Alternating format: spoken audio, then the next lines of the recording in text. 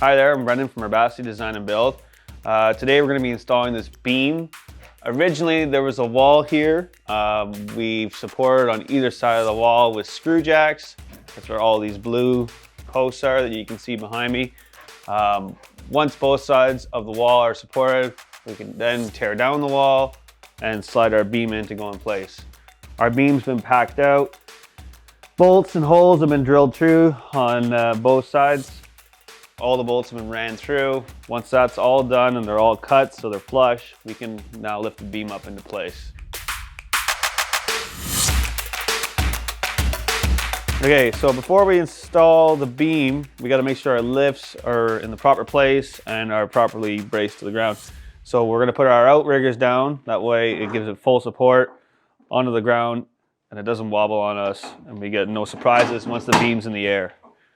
Also, when we're lifting the beam, it's very important to keep the beam level as you're going up, to keep the weight as even as possible on both the lifts.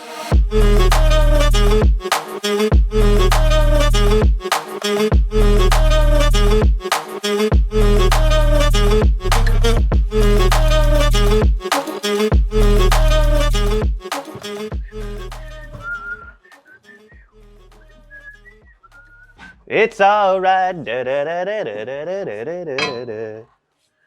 am I gonna move that? Like this, I guess? Right. McCrank, stop. Stairs, go. Go. Ah, up. No. Stairs. Up. Stop.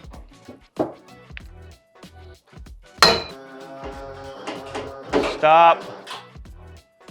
Stairs, go. Stairs, you're going up. Up. Crooked is a... Well, look at it. There's an inch over there and it's touching in the middle. Oof to me. So basically right now, what we've got is a floor that's got a big hump in it.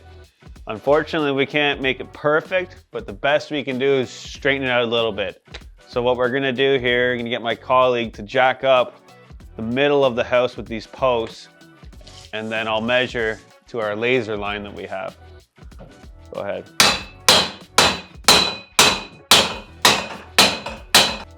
Okay, so the problem that we're having here right now is that since we're dealing with a house that's almost 100 years old, it's obviously not flat and straight.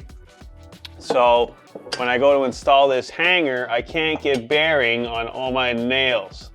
So what I'm doing now is just cutting pieces of wood and slowly banging on it to raise this beam up into place.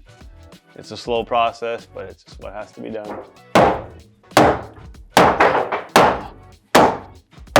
Oh.